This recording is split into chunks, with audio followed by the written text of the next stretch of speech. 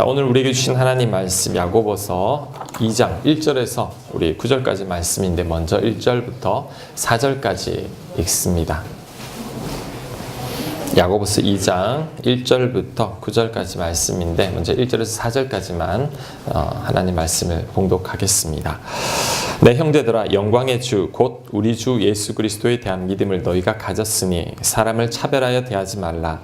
만일 너희 회당에 금 가락지를 끼고 아름다운 옷을 입은 사람이 들어오고 또 남루한 옷을 입은 가난한 사람이 들어올 때에 너희가 아름다운 옷을 입은 자를 눈여겨보고 말하되 여기 좋은 자리에 앉으소서 하고 또 가난한 자에게 말하되 너는 거기 서 있든지 내 발등상 아래에 앉으라 하면 같이 읽겠습니다. 시작. 판단하는 자가 되는 것이 아니냐. 아멘. 간디가 영국에서 유학을 할 때 이제 성경을 처음 읽게 되었습니다. 그때 산상수훈, 마태복음 5장, 6장, 7장을 읽으면서 간디가 너무나 큰 은혜를 받아가지고 이제 그리스도인이 되기로 작정했습니다. 하나님을 위해 그의 인생을 바쳐야겠다라고 결심하고 이제 교회 문을 두드렸는데 그는 교회에서 쫓겨났습니다. 당시 인도는 영국의 식민지였죠. 그리고 간디는 유색 인종이잖아요. 교회 들어오지 말라고. 또 다른 교회를 찾아갔습니다. 내가 예수님을 알기를 원하니 교회 좀 다니게 해달라고 또 쫓아냈습니다.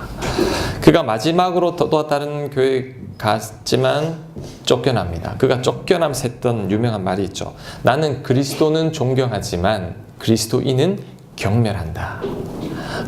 그 이후로는 이제 교회의 문틀 발을 디디지 않았습니다.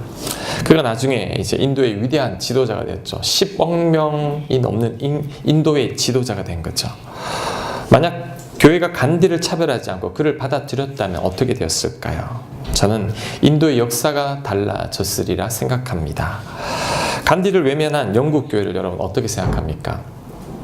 참으로 한심하게 그지없죠. 그런데 이 모습이 오늘날 교회의 모습이고 야고보 당시 교회의 모습이었습니다. 야고보가 야고보서를 기록할 당시에 그때 옷 잘 입고 돈 많아 보이는 분이 교회 오면 좋은 자리로 안내를 하고 허름하고 남루한 옷을 입고 오면 저 끝에 가서 앉으라고 발등상 제일 끝자리 그 앞에 그냥 앉으라고 이렇게 사람을 차별한 거죠. 오늘날 교회는 어떨까요? 비슷합니다. 제가 군대에서 사역할 때 군대의 영관급 장군들이 교회 오면 목사님, 집사님들이 우르르 몰려가서 막 극진히 대우를 하면서 좋은 자리로 안내합니다. 우리 하사관급들, 그 다음에 병들 오면 무시해요. 오든 말든 별로 신경을 안 씁니다. 하사관분들이 상처가 많습니다. 교회에서. 왜? 그분들은 이제 하사관들은 집이 그 부대 근처입니다.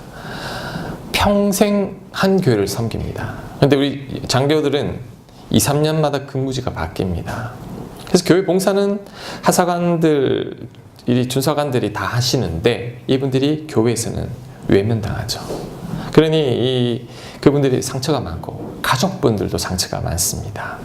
그냥 내 아버지가 장교관이라는 이유만으로 교회에서도 열심히 봉사하지만 과시를 당하거든요. 세상적으로 생각하면 어찌할 수 없는 현상이죠. 지위가 높고 경제력이 있으면 대우받는 곳이 세상이기 때문입니다. 그런데 문제는 교회에서는 그러면 안 됩니다. 교회에서는 절대 차별이 있으면 안 됩니다. 왜? 오늘 그 이유가 4가지 성경에 나옵니다. 첫 번째, 차별은 주관적이고 잘못된 판단일 뿐입니다. 4절 말씀. 너희끼리 서로 차별하며 악한 생각으로 판단하는 자가 되는 것이 아니냐. 여러분, 차별은 판단입니다. 내 시각으로 사람을 함부로 판단해서 결론을 내리는 것이 차별이죠. 틀릴 수도 있습니다. 그래서 성경은 아예 판단하지 말라고 합니다. 야고보서 4장 12절 말씀 그 밑에 있습니다. 야고보서 4장 12절 말씀 우리 같이 읽습니다. 시작. 입법자와 재판관은 오직 한 분이시니 능히 구원하기도 하시며 멸하기도 하시느니라. 너는 누구이기에 이웃을 판단하느냐. 지금 우리 전직 대통령님이 이제 감옥에 있는데 여러분 중에 누가 한 분이 무죄야. 저분은 10년이야. 이렇게 징역을 선고한다면 아니 무슨 권한으로 그럽니까? 재판관은 딴 사람인데 하나님이 그 말하는 겁니다. 너희들이 왜 판단하냐? 내가 재판관인데, 내가 입법자인데 너희들이 왜 판단하느냐, 바로 그 말씀이죠. 그리고 여러분, 여러분의 판단은 지극히 개인적이고 주관적입니다. 여러분 취향에 맞는 사람을 보면 좋게 평가하고, 여러분 취향에 맞지 않는 사람을 보면 나쁘게 평가합니다. 제가 부목사 시절에 이제 교구를 맡게 되면, 우리 교구가 5개가 있었는데 2년씩 맡습니다. 2년 맡고 그 다음 교구를 바꾸고, 그래서 신방을 가게 되면 이제 그 전에 있었던 교육자가 정보를 줍니다.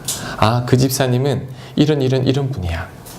그래서 제가 그분에 대해서 선입견을 가지고 신방을 가게 돼요. 근데 가서 이야기를 해보면 그 교육자 말하고는 완전히 다릅니다.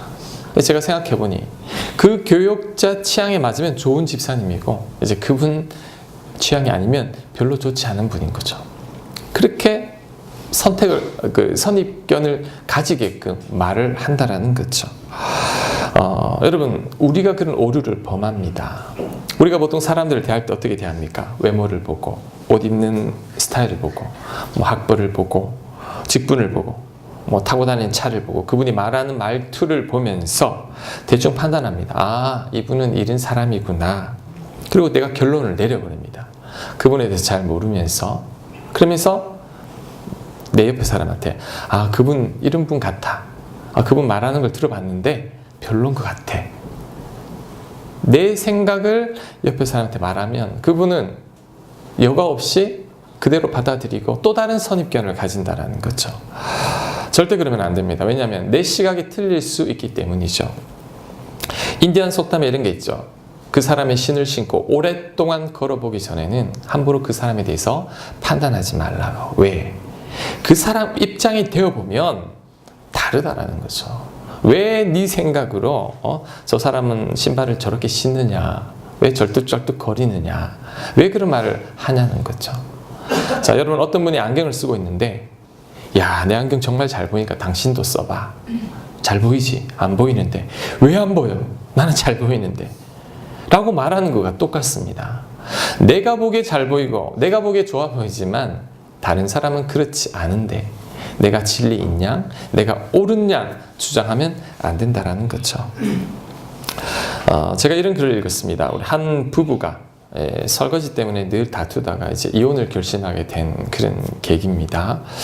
남편은 집안이 아주 깔끔한 집안, 항상 정리정돈을 깨끗이 해야 되고 밥을 먹으면 바로 설거지를 해야 되는 집안인데, 우리 아내는 자라온 집안이 굉장히 여유로운 집안입니다. 가족들끼리 대화를 많이 하고 서로에게 굉장히 관대하고. 그런데 결혼을 해서 이제 부부가 같이 밥을 해서 식사를 끝났는데 아내가 설거지를 안 해요. 남편은 그게 불만이었죠. 어쩌다가 집에 외출해서 들어왔는데 아내가 설거지를 안 하면 화를 냅니다. 왜 설거지를 안 했냐고. 밥 먹은 거 바로 씻어야지. 그래야지 밥풀이 빨리 떨어지고 병균도 안 묻는데 왜 늦게 하냐고. 근데 아내는 생각이 다른 거죠. 아내는 살아오면서 식사하고 나서는 과일도 좀 먹고 커피 한잔 하면서 가족들끼리 대화를 나누고 그 이후에 설거지하는 그런 집안이었어요. 남편은 그 아내를 늘 판단합니다. 지저분하고 게으른 여자. 그리고 아내는 이제 남편에 대한 불만이 있죠. 강박증이 있고 결벽증이 있어서 뭐든지 바로 해야 되는. 그 문제로 늘 다투다가 이제 아내가 이제 고민하다가 쓴 글을 제가 읽었습니다. 도저히 남편하고 못 살겠습니다. 이혼을 이제 결심했습니다. 자, 여러분, 남편의 판단, 아내가 게으르고 지저분한 여자입니까? 아니죠. 자기 살아온 방식으로 보는 거죠. 아내는 그 남편이 이해심도 없고 결벽증에 강박증입니까? 그것도 아니죠. 그냥 깨끗하게 이제 빨리 정리정돈하고 싶었던 거죠. 둘 다 틀렸습니다. 살아온 방식이 달라서 자기 시각으로 판단했고 자기들의 방식으로 서로를 생각한 거죠. 그래서 여러분, 절대 판단하면 안 됩니다. 이건 정말 지켜야 됩니다.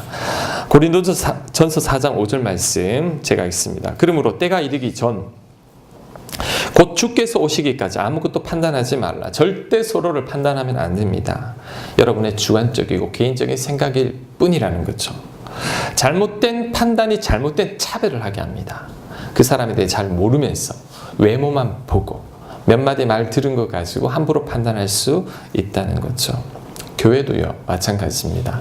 교회가 평안하기 위하면 절대 판단하면 안 됩니다.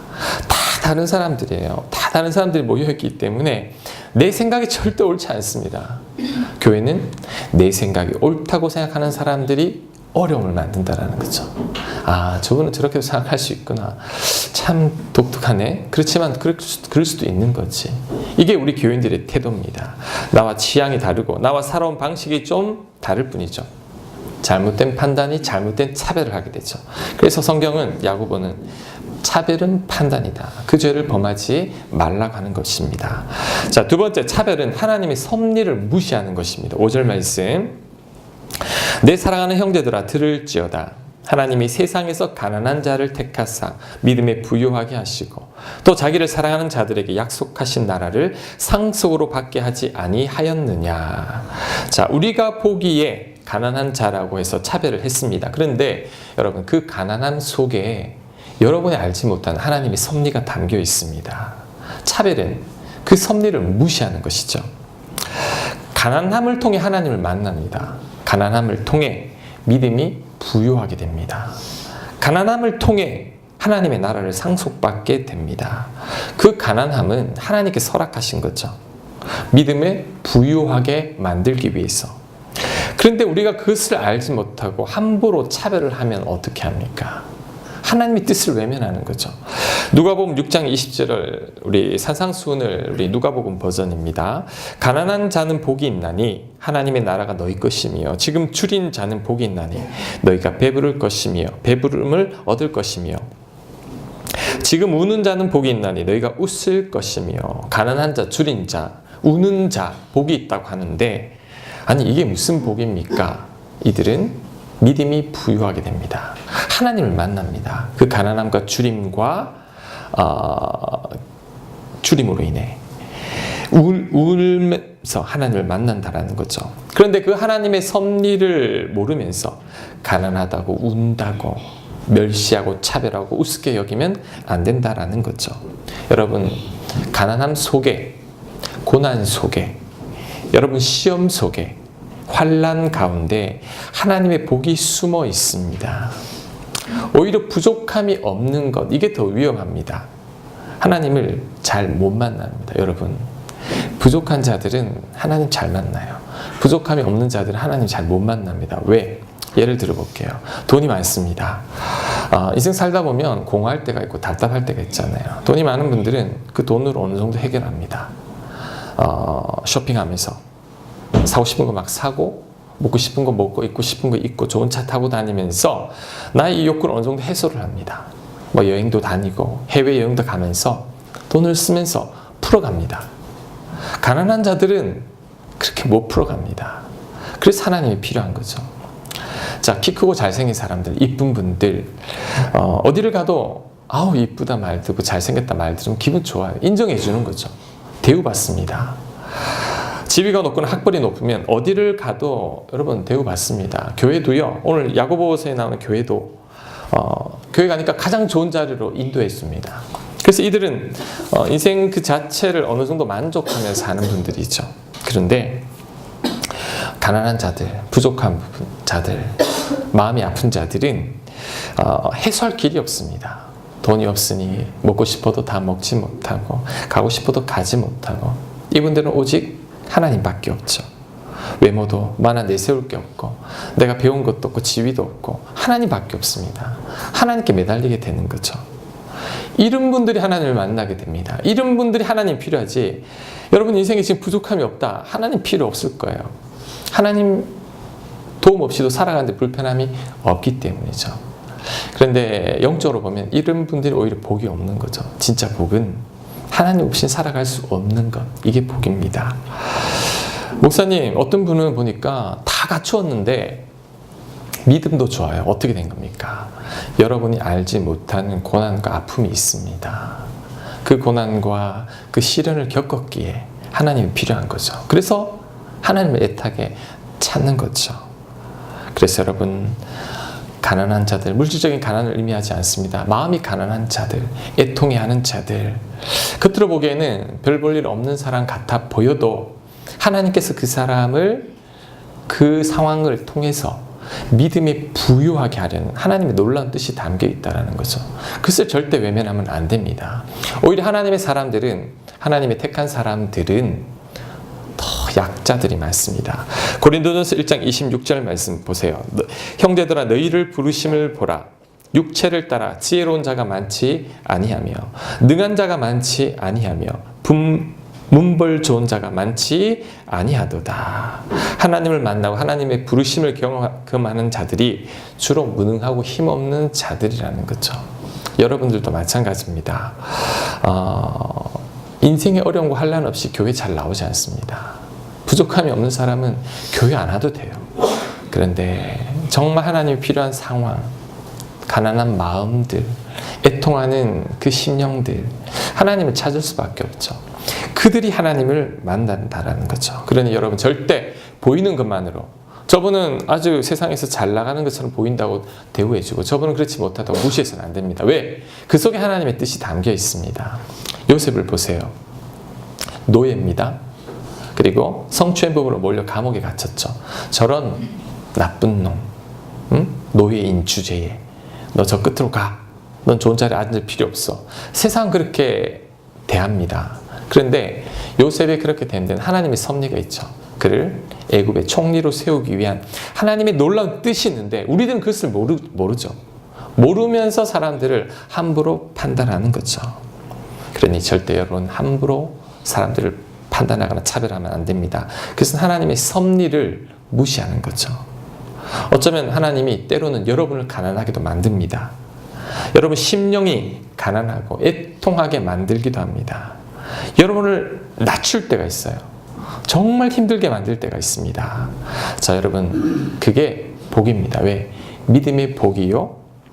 또 여러분을 믿음에 부요하게 하기 위한 하나님의 손길이라는 거죠. 그 하나님의 기쁘신 뜻을 깨닫지 못하고 누군가 여러분을 함부로 차별하고 판단한다면 여러분 어떨 것 같아요? 그것은 하나님께서도 기뻐하지 않을 뿐만 아니라 하나님의 섭리 가운데 있는 사람들도 상처받게 된다는 거죠.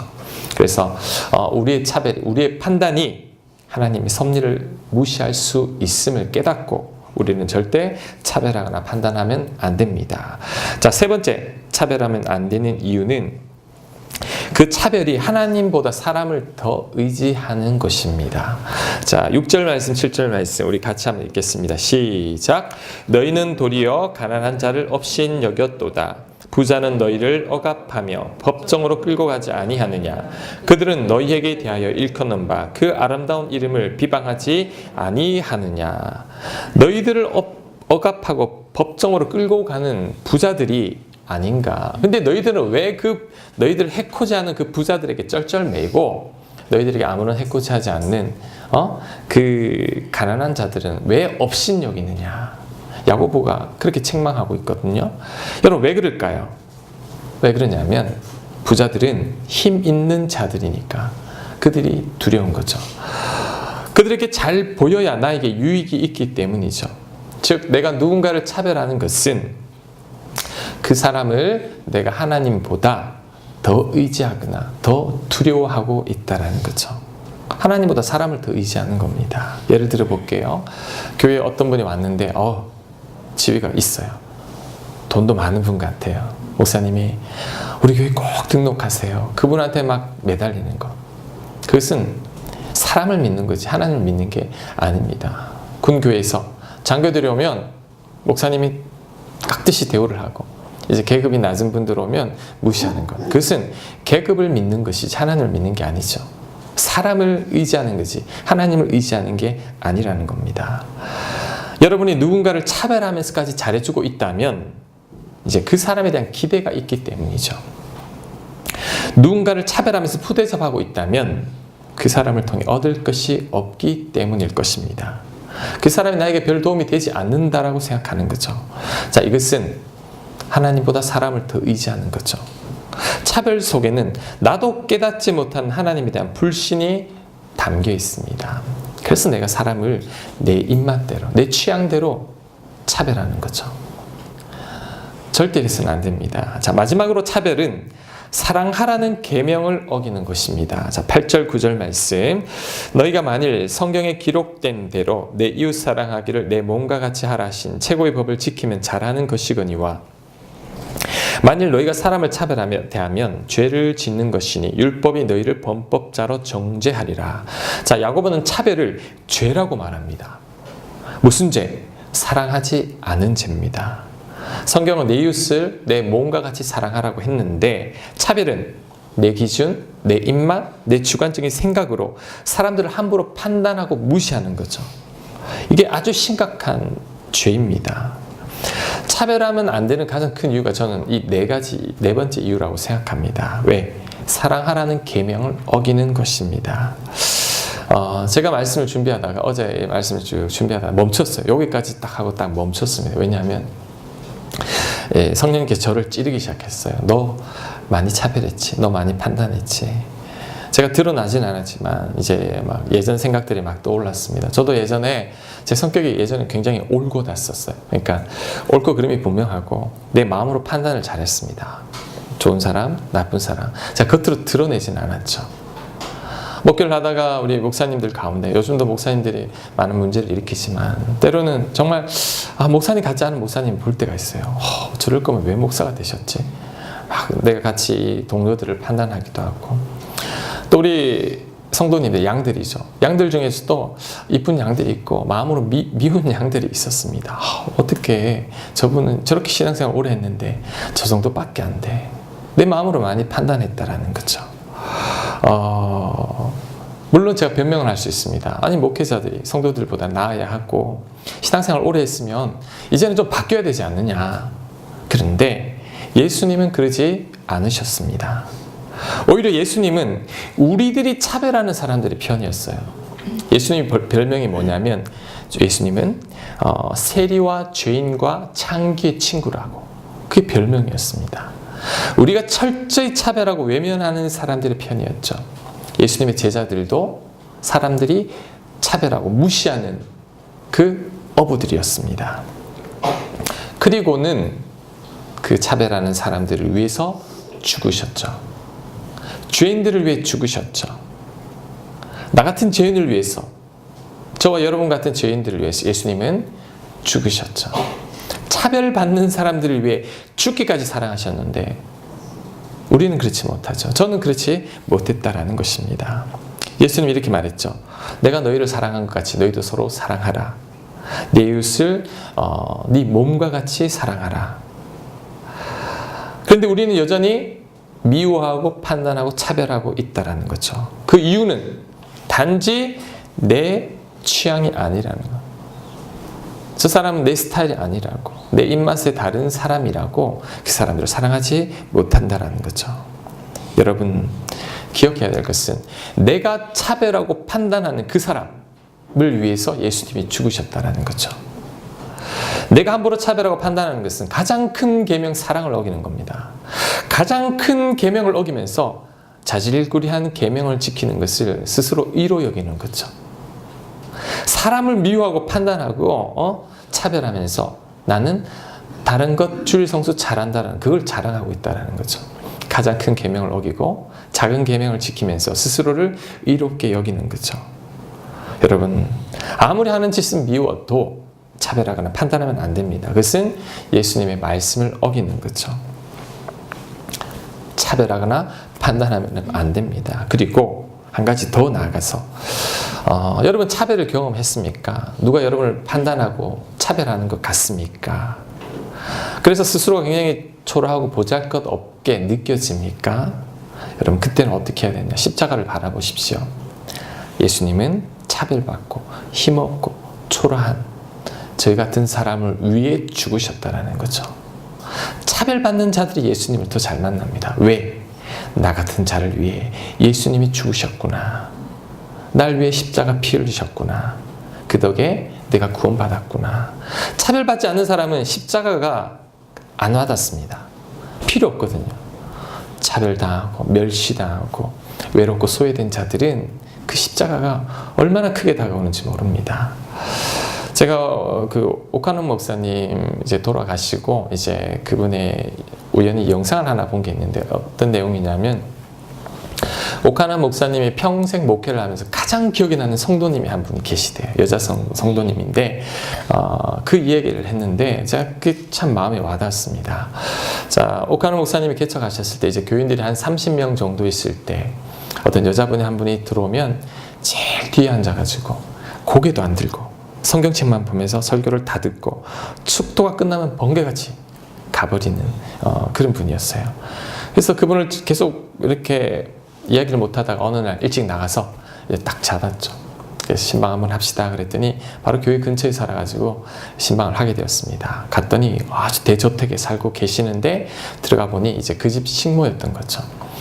주인들은 다 일하러 나가고 혼자 계시는데 이 사연을 이야기합니다. 어릴 때 이제 부모님으로부터 버림받았죠. 아주 어릴 때부터 식모 생활을 하다가 그래서 나이가 들어 결혼을 하게 되는데 너무 가진 것도 없고 얼굴도 외모도 별로니까 불구자 어떤 남편을 만나 결혼하게 된 거죠. 살다가 시어머니한테 쫓겨난 거예요. 그래서 이 자매가 이 여집사님이 자살을 결심했죠. 부모도 버리고 세상 모든 사람들은 무시하고 차별하고 불구자 남편마저도 시어머니마저도 나를 거부하는데 나 같은 사람이 살아서 뭐 하겠나 싶어서 양잿물을 마셨대요. 그런데 이게 실패하게 된 거죠. 하지만 이 식도가 다 녹아버린 거죠. 그래서 이 식도를 자르고 이제 위를 당겨가지고 겨우 연결해서 살아가는데 단단한 건 못 먹고 죽과 같은 음식만 드실 수 있는, 그리고 목소리는 그때 성대가 상해가지고 막 굉장히 귀에 거슬리는 쇳소리가 나는 그런 여인이 된 거죠. 여전히 식모로 생활을 하다가 어느 날 이제 극동방송을 듣게 되었는데 그 극동방송에서 예수님을 만납니다.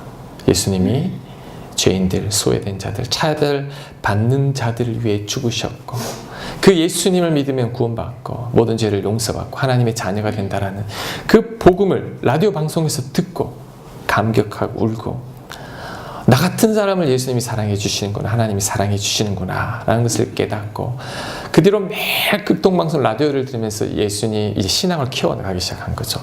그러다가 가까이 있는 그 오카노 목사님 교회로 나오게 된 겁니다. 나중에 성도님들이 늘어나서 이 오카노 목사님이 예전에 그 강남에 있는 그 교회로 이사를 가게 됩니다.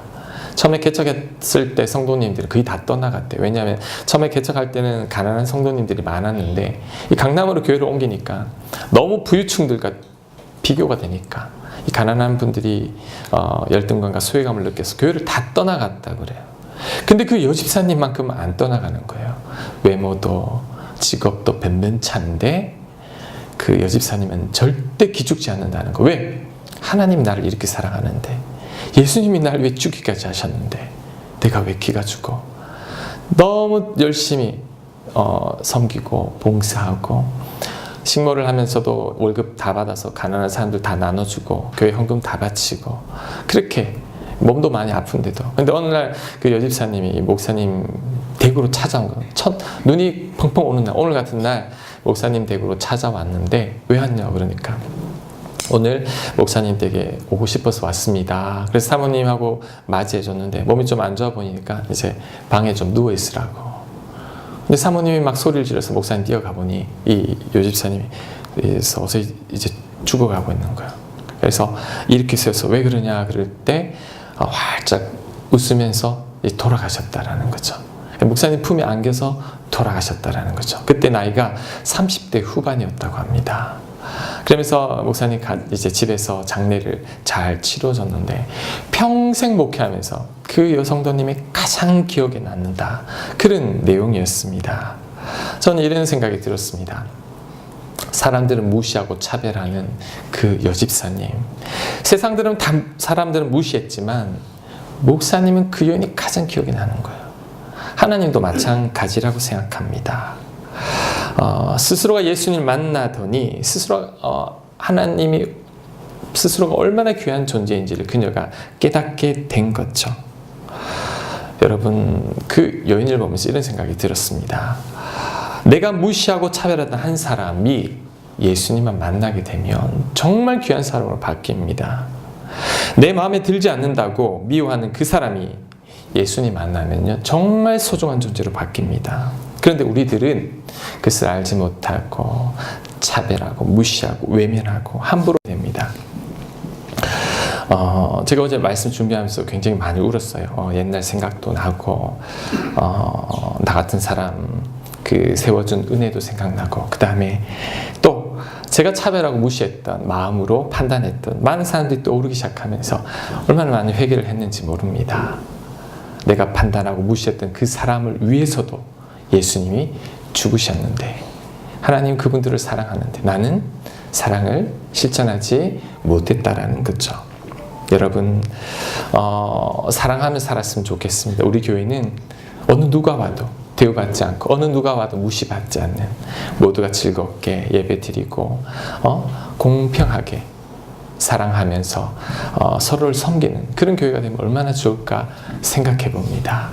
자, 8절 9절 말씀 제가 다시 읽고 마치겠습니다. 너희가 만일 성경에 기록된 대로 내 이웃 사랑하기를 내 몸과 같이 하라 하신 최고의 법을 지키면 잘 하는 것이거니와, 만일 너희가 사람을 차별하여 대하면 죄를 짓는 것이니 율법이 너희를 범법자로 정죄하리라.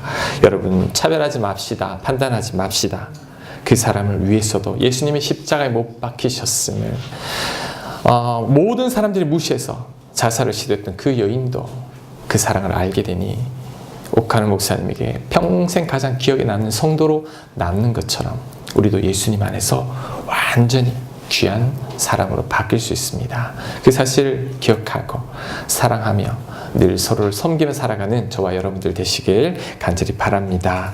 아멘. 우리 말씀 생각하면서